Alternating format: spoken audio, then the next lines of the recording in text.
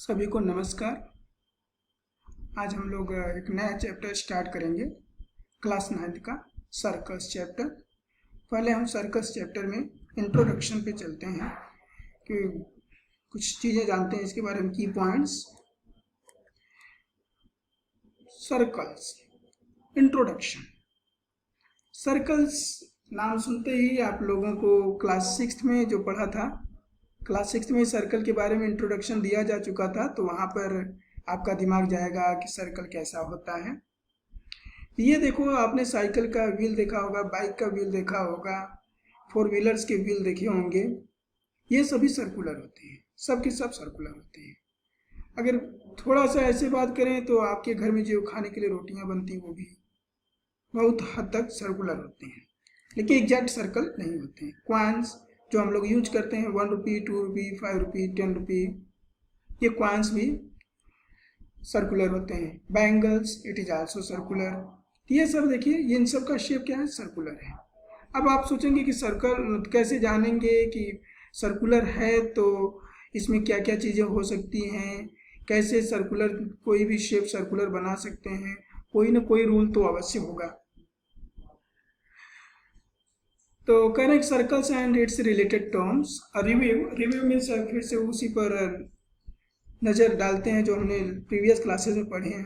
Correct, take a compass and fix a pencil on it. Correct, compass लीजिए और इसमें pencil को fix कर लीजिए। Put its pointed leg on a point on a sheet of paper. अब इसका जो पॉइंटेड पॉइंट है, मतलब जो पॉइंटर पॉइंट है, ये अपनी पेपर की शीट पर कहीं पर इसको रखो, ओके। और ये दूसरा हैंड जो है पेंसिल पॉइंट, इसको ओपन कीजिए। तो कह रहे हैं open the other leg to some distance. इसके अदर लेग को, 2 लेग हैं, एक है पॉइंटर लेग और दूसरा है pencil leg. Pointer and leg को फिक्स कर दीजिए शीट के पर कहीं पर, और पेंसिल लेग को ओपन कीजिए कुछ डिस्टेंस से। अब फिक्स करके, पॉइंटर लेग को फिक्स करके पेंसिल लेग को मूव कराए पूरा एक टाउन। तो कहें keeping the pointed leg on the same point. Pointed leg जो है उसको एक ही जगह पर रख के रोटेट द अदर लेग, पूरे रोटेट कर दीजिए। अदर लेग जो पेंसिल लेग है उसको रोटेट कर दीजिए थ्रू 1 रिवोल्यूशन, पूरा एक चक्कर घुमा दीजिए। What is the closed figure traced by the pencil on paper. ये क्लोज्ड फिगर क्या है, राइट? तो as you know it is a circle. Class 6 में पढ़ा हमने, बताया it is a circle.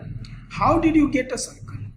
You kept one point fixed, a edge fixed, and drew all the points that were at a fixed distance from it. अब इस पर देखिए, जो pencil leg है इस पर बहुत सारे पॉइंट हैं, वो इतने क्लोज हैं कि आपको एक लाइन दिख रही है।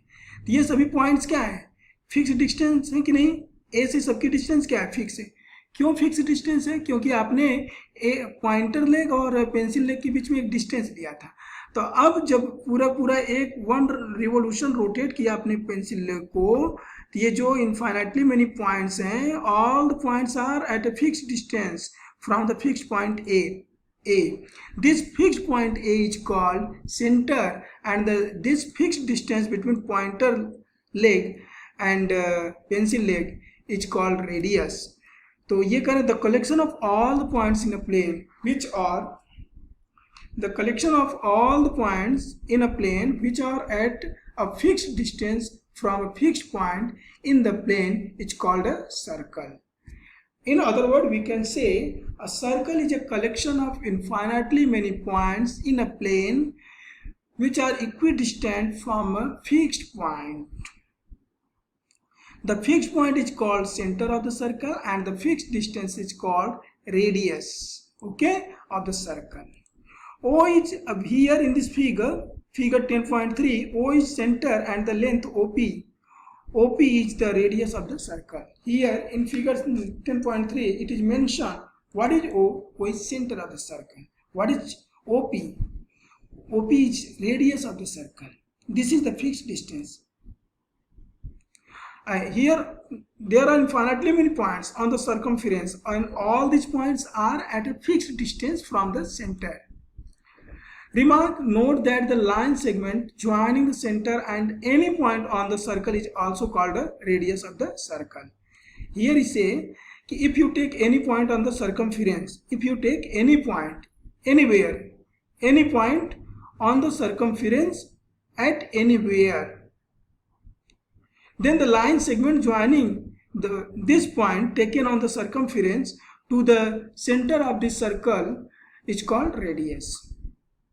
That is, radius is used in two senses, in the sense of line segment and also in the sense of its length. So you are already familiar with some of the following concepts from class 6th. Whatever I have mentioned in the beginning of this video, that you have learned about circle in class 6th. We are just recalling them. हम उनको सिर्फ recall कर रहे हैं. वहाँ पर आपने पढ़ा था कि जब आप क्लोज फिगर बनाते हैं तो तीन पोर्शन आ जाते हैं प्लेन में. एक होता है interior portion inside this boundary, exterior portion outside this boundary, and circle. This is called circle. This is circumference. This is called boundary. Boundary के अंदर वाले पोर्शन को इंटीरियर पोर्शन, बाउंड्री के बाहर वाले पोर्शन को एक्सटीरियर पोर्शन, और boundary को हम कहते हैं सर्कल. तो a circle divides the plane on which it lies into three parts. They are inside the circle, which is also called in the interior of the circle, the second the circle, and third outside the circle, which is also called the exterior of the circle. The circle and its interior make up the circular region. करें कि circle और उसका interior reason दोनों मिल करके circular region form करते हैं. If you take 2 points P and Q on a circle, करें कि सर्कल पर कोई 2 points लीजिए, that the line segment PQ is called chord of the circle. अब हम आपको ऐसे ब्रीफ में बताएंगे कि 2 पॉइंट्स हमने लिया, सर्कल पे 2 पॉइंट्स, तो इनको ज्वाइन करने वाली लाइन सेगमेंट को कहते हैं कॉर्ड. इस तरह से कोई भी 2 पॉइंट आप ले सकते हैं सर्कल पर, और उनको जब भी ज्वाइन करेंगे तो जो लाइन सेगमेंट मिलेगी उसको कॉर्ड कहते हैं. अब कॉर्ड बना तो आप कह सकते हैं सर जो कॉर्ड बन रहे हैं उनकी लेंथ को मेजर किया जाए तो लॉन्गेस्ट कॉर्ड की लेंथ क्या हो सकती है. तो आप जब ऐसे मेजर करेंगे तो आप एक सिचुएशन ऐसी भी आएगी जब कोई एक कॉर्ड सेंटर से पास करेगा और उस कॉर्ड की लेंथ आती है डबल ऑफ द रेडियस. तो दस longest chord of a circle is its diameter. Okay, अब यहां पर फिर मेजर आर्क और माइनर आर्क की बात आ जाती है. तो कोई 2 पॉइंट ले लो, ये तो इसको देखो, ये पोर्शन है माइनर आर्क, ये पोर्शन लिया तो आपने मेजर आर्क. आर्क के ऊपर ये ऐसी लाइन ड्रॉ कर देते हैं, तो ये हो गया आर्क. और अच्छे से बताए तो देखो बता रहे हैं कि इसको आपका ये major arc P R Q, एक पॉइंट ले लिए मेजर आर्क पर आर, कर दिए P R Q is a major arc, और माइनर के लिए बस ऐसे कर दिया कि आर्क पी क्यू. आप चाहो तो यहाँ भी ले सकते हो एस और कर देंगे कि minor arc P S Q और major arc P R Q. Okay, तो अब आगे फिर बता दिए, देखो सेगमेंट भी आएगा. तो सर्कल का कोई एक कॉर्ड ड्रॉ किया तो सर्कल 2 पार्ट्स में डिवाइड हो जाता है. अगर दोनों पार्ट्स इक्वल नहीं है तो smaller part is called minor segment और and greater part is called major segment. अब आपके मन में आएगा क्या ऐसी भी सिचुएशन हो सकती है जब दोनों सेगमेंट इक्वल हो. तो definitely students you will find situation here. If your chord is the longest chord, if you draw the longest chord of the circle, means if you draw diameter of the circle will be divided into 2 equal segments. अब आता है कि sector, तो sector के बारे में भी बात करते हैं. आइए, अब the region between the arc and 2 radii joining the centre to the end points of a circle of an arc is called a sector. कह रहे हैं कि कोई एक आर्क लीजिए, उनको लाइन सेगमेंट से मत ज्वाइन कीजिए. देखिए आर्क लिया पी क्यू, 2 पॉइंट्स ले लिया ना, इन पॉइंट पी को ओ से ज्वाइन कर दीजिए और क्यू को भी ओ से ज्वाइन कर दीजिए. अब ये जो ट्रायंगुलर रीजन बना इसी को कहते हैं sector. Sector is a region included between an arc and 2 radii of the circle. Sector are also major sector, minor sector. Okay, अब आप कहोगे क्या सेक्टर भी दोनों इक्वल हो सकते हैं? हाँ, दोनों सेक्टर तब इक्वल होंगे जब आप पॉइंट पी और क्यू को इस तरह से लीजिए कि वो दोनों पॉइंट पी और क्यू डायमीटर के एंड्स हो जाए, तब ये ट्रायंगुलर रीजन नहीं बनेगा, और उस सिचुएशन में both sectors will be equal. Okay, अब इसके बाद आ गया एक्सरसाइज 10.1 जो आप लोग पढ़ेंगे, खुद से करेंगे।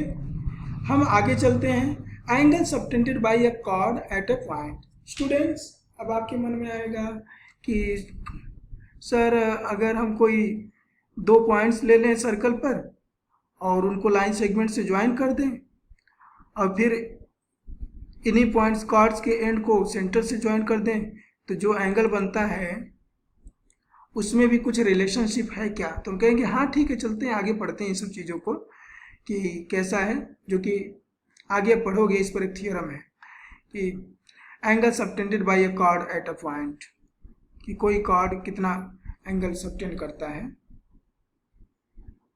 या इसी वीडियो में देखते हैं, take a line segment P Q and a point R not on the line containing P Q, join P R and Q R. P R और क्यू आर को करें ज्वाइन कर दीजिए। Then angle PRO is called the angle subtended by the line segment PQ at the point R. What are angle POQ, PRQ and PSQ called in figure 10.11? Okay, PRQ, angle POQ is called angle subtended by the chord PQ at the center O. Angle PRO and PSQ are respectively the angle subtended by the chord PQ at points R and S on the major and minor arcs PQ. Okay, बहुत सारी चीज़ें दिखा आपने, ये chords लिया, इनसे centre पर angles बनाए। अब इन सब में रिलेशनशिप भी आप देख सकते हैं क्या है। डिफरेंट डिफरेंट लेंथ्स के कॉर्ड लेंगे, इक्वल लेंथ्स के कॉर्ड लेंगे, तो बहुत सारी चीज़ें आपको देखने को मिलेंगी। अब हम आते हैं, एक थ्योरम है 10.1, theorem 10.1, very important and very easy theorem. Equal chords of a circle subtend equal angles at the centre. तो जो ऊपर ये एक्टिविटी दिखी जा रही है, इसमें अगर आप एक सर्कल ड्रा करके कोई दो इक्वल कॉर्ड्स लिए, अब उन इक्वल कॉर्ड्स को सेंटर से ज्वाइन कर दिया और आपने सब एंगल्स मेजर किए, तो आपने देखा कि हमने इक्वल कॉर्ड्स लिए थे, तो जो सेंटर पर एंगल बना वो इक्वल बना, राइट। तो इस पर एक थ्योरम आ गया कि equal chords of a circle subtend equal angles at the centre. अब गिवन क्या है ये लिखोगे। गिवन है a circle with centre O in which chord AB is equal to chord CD। Prove करना है angle AOB equal to angle COD, we have to prove. Okay, तो given a circle with centre O in which chord AB is equal to chord CD, to prove angle AOB equal to angle COD। Now come in the proof। Proof लिखेंगे, video को देखिए और proof को इसको समझ करके फिर proof खुद से लिखिए। In triangle AOB and triangle COD, OA equal to OC, OB equal to OD, radii of the circle, AB equal to CD, equal chords given. So by side congruence rule, triangle AOB congruent to triangle COD, this is side congruence rule. So as we know, in two congruent triangles corresponding parts are equal, therefore angle AOB equal to angle COD by CPCT, corresponding parts of congruent triangles. अब remark भी करें, for convenience the abbreviation CPCT will be used in place of corresponding parts of congruent triangles, because we use this very frequently as you will see, right। अब इसका अगला theorem होगा 10.2 जो converse होगा, उसको हम लोग प्रूफ नहीं करेंगे। ये कह रहे हैं कि if the angles subtended by the chords of a circle at the center are equal, then the chords are equal. You can easily prove it by side angle side congruence rule। तो इसको करने के बाद आप exercise 10.2 को solve कीजिए। Students, thank you for watching this video.